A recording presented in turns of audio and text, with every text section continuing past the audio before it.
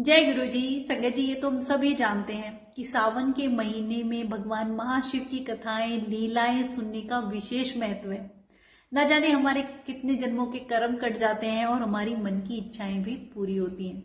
तो आज भगवान महाशिव का तीसरा ज्योतिर्लिंग, जिसकी कहानी मैं आप लोगों के साथ शेयर करूंगी और जिसकी कथा कहते हैं ना, अत्यंत भक्ति और श्रद्धा का प्रतीक है कि कैसे अपने भक्तों की पुकार के लिए भोलेनाथ महाकाल का रूप लेके उज्जैन में प्रकट होते हैं।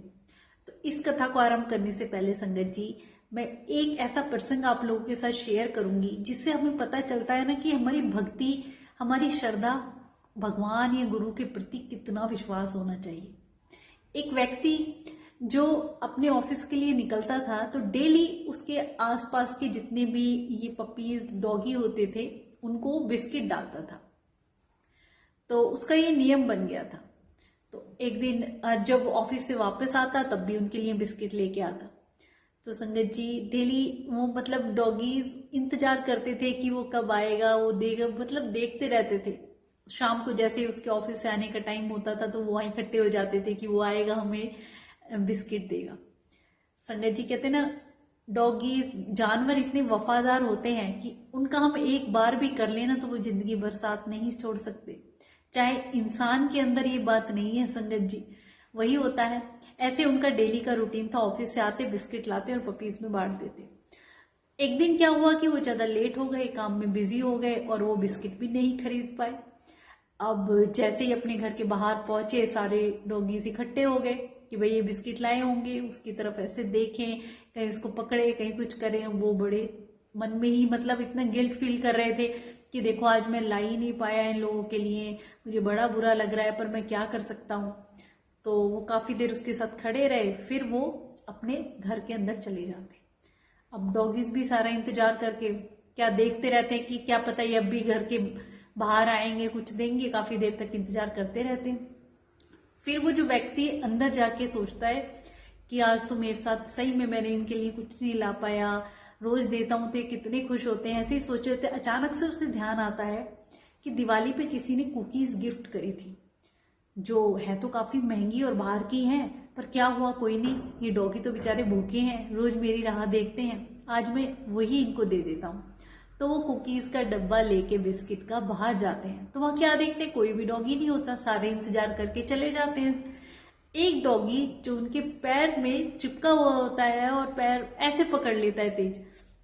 तो वो देख के हैरान कि तू नहीं गया, तो यहीं पे है, मेरा ही इंतजार कर रहा था, ले तो आज तुझे तो सबसे ज्यादा मिलेगा।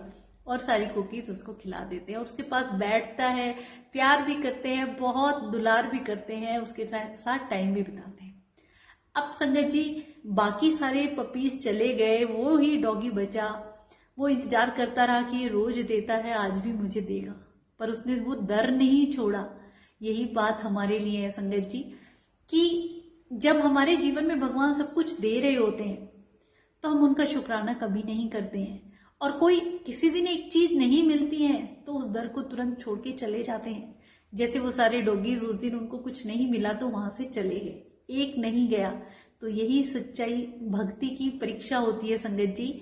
जो सच्चा भक्त होता है ना, वो दर कभी नहीं छोड़ेगा कि मेरा परमात्मा रोज दे रहा है, एक चीज नहीं दी है तो क्या हुआ, मैं फिर भी उसी दर पे बैठूंगा, भरोसा करूंगा कि एक ना एक दिन तो वो मुझे जरूर देगा। और यही बात होती है संगत जी, हम भी जीवन में जब कुछ मांग रहे होते हैं और वो हमारी मांग पूरी नहीं होती है तो वो दर छोड़ देते हैं कि हम तो इतने सालों से गए, सब कर रहे थे, फिर भी हमारी ये मांग पूरी नहीं हुई, पर जो हमें वो दे रहे हैं उसका शुक्राना नहीं करते हैं। और जब वो दर छोड़ देते हैं तो फिर हमें कहाँ मिलता है। पर जो भक्त उसी दर पे, जैसे वो पपीज नहीं गया, वो पप्पी वहीं बैठा रहा कि वो आएगा मुझे देगा, उसे पूरा विश्वास था। और यही विश्वास हमें अपनी गुरु पे, भगवान पे करना है संगत जी, कि वो देंगे। किसी काम में देरी लग रही है तो कुछ ना कुछ वजह होगी, कुछ ना कुछ उनकी प्लानिंग होगी, क्योंकि वो जानते हैं मेरे लिए क्या सही है क्या गलत है। और बाद में देखिए उसको सबसे ज्यादा मिला, उसने सब्र किया, भरोसा किया, सबसे ज्यादा मिला, प्यार भी मिला, वक्त भी मिला। ऐसे ही भगवान गुरुजी जब हम उन पे विश्वास करते हैं ना तो हमें सबसे ज्यादा देते हैं, अपना वक्त भी देते हैं, उनके हम प्यारे भक्त बन जाते हैं। हम उन्हें याद करते हैं ना, तो वो भी हमें याद करते हैं, वो भी हमारी उस वक्त परीक्षा ले रहे होते हैं। संगत जी, इस प्रसंग से इतना कुछ सीखने को मिलता है कि हमें भी वो भरोसा और विश्वास नहीं तोड़ना है। अगर हमारे जीवन में कुछ हमें नहीं मिल रहा है तो हमें अपना नित्यनेम, अपना सिमरन कभी नहीं छोड़ना है। एक दिन तो आएगा कि वो प्रभु हमारी तरफ मुड़ के जरूर देखेंगे और हमारी झोलियां भरेंगे। संगत जी, कहते हैं ना, इन चीजों से ना जाने कब हमारे जीवन में बदलाव आ जाए। छोटे छोटे प्रसंग, कहानियां हमें इतना कुछ सिखा देती हैं, बल्कि जीवन जीना सिखा देती हैं। भगवान के प्रति हमारा विश्वास ऐसे जगा देती है ना कि हाँ, अब हमें डटे रहना है, चाहे कितनी मुसीबत आ जाए, हम भगवान का दर कभी नहीं छोड़ेंगे। वो भी देखते हैं कि ये तो मेरे भरोसे बैठा है, मुझे तो इसकी मदद के लिए जाना ही होगा, वो आते हैं। संगत जी, तो इस बात का खास ध्यान रखें कि हमारी भक्ति इतनी सच्ची और विश्वास और भरोसे की होनी चाहिए। अब बात आती है संगत जी कि भगवान महाकाल के उज्जैन की कथा, जो कि इतनी ज्यादा प्रसिद्ध है, आपने भी सुना होगा कि अपने जीवन काल में एक बार मनुष्य को महाकाल उज्जैन के जरूर दर्शन करने चाहिए। मध्य प्रदेश में स्थित उज्जैन नगरी संगत जी, जहाँ पे चंद्रसेन नाम का एक राजा राज्य करता था, और वो शिव जी के बहुत ही अनन्य भक्त थे। उनकी प्रजा बड़ी ही सुखी थी, सारी शिव भगवान की भक्ति में लीन रहा करते। पर वहां के कुछ पड़ोसी राजा थे जो उनसे चिढ़ते थे, और वो उनपे अचानक से आक्रमण कर देते हैं। और एक दूषण नाम का राक्षस, जो जितने भी साधु संत ऋषि जो कि भगवान की भक्ति में लगे हुए थे, उनपे इतना अत्याचार करता है। तो उनके सारे अत्याचार और ऐसा आक्रमण देख के चंद्रसेन जो राजा थे, उन्होंने भगवान शिव की इतनी भक्ति करी, और पूरा, कहते हैं ना, पूरा गांव, पूरा नगर ही भगवान की भक्ति में लीन हो गया। एक ब्राह्मण जिन्होंने भगवान को मतलब इतने दिल से पुकारा, कहते हैं ना, जब हम दिल से पुकारते हैं तो हमारे भगवान जरूर आते हैं। ऐसा ही हुआ संगत जी। उस राक्षस का वध करने के लिए भगवान महाकाल धरती से प्रकट हुए सीना चीर के, और उसका संहार किया। और कहते हैं ना, ये उसकी राख अपने ऊपर लगाई, और इसीलिए वहां कहते हैं जो श्रृंगार होता है महाकाल का, उज्जैन का, जो वहां पे राख का, और जो कहते हैं ना, जितनी भी वहां पे इतना पॉजिटिव हो रहा होता है कि जो भी संगत, जो भी भक्त जन वहां जाते हैं, वहां की एनर्जी, पॉजिटिविटी वो फील करते हैं। तो भगवान ने उनका संहार किया। सारे जितने भी वहां पे नगरवासी थे, जितने भी भक्त थे, उन्होंने भगवान से विनती करी कि आप यहाँ प्रकट हुए हैं ज्योतिर्लिंग के रूप में, आप यहाँ पे स्थापित कीजिए और हमेशा यहीं रहिए। तो भगवान महाकाल, महाकाल जो भगवान शिव महाकाल के रूप में प्रकट होके उस राक्षस का संहार करके सारे साधु संत ऋषि और पूरे नगर को भगवान शिव ने उस अत्याचारी से और उन राक्षसों से बचाया।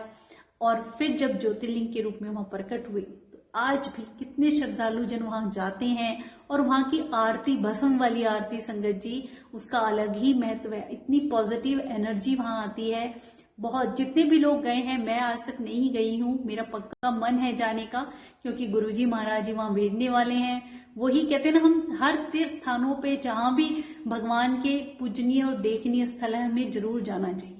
बस हर जगह हमें गुरुजी को साथ लेके जाना चाहिए, तो हमारी वो तीर्थ यात्रा भी सफल हो जाती है।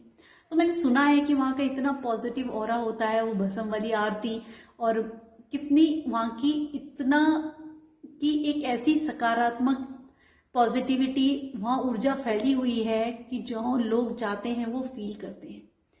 ऐसे मेरे महादेव, इससे हमें यही पता चलता है संगत जी कि जब भी किसी भक्त ने सच्चे दिल से महादेव को पुकारा, क्योंकि हमारे महादेव तो इतने दयालु हैं, इतने कृपालु हैं, सच्चे दिल से लगाई हुई हर पुकार वो सुनते हैं। तो उसी रूप में वो वहां प्रकट हुए, और आज भी उनकी शक्ति और एक ज्योत वहां विद्यमान है। तो आप भी अपने जीवन काल में एक बार उज्जैन महाकाल के दर्शन जरूर करिए संगत जी। कल फिर एक नए चौथे ज्योतिर्लिंग के साथ मैं आप लोगों को ये कथा आगे आरंभ करूंगी, और कुछ ना कुछ ऐसा एक प्रसंग, ऐसा सत्संग जो हमें हमारे गुरुजी महाराज के करीब ले आए, हमारी श्रद्धा भक्ति को बढ़ाए, वो भी मैं आप लोगों के साथ जरूर शेयर करूँ। शुक्राना गुरुजी।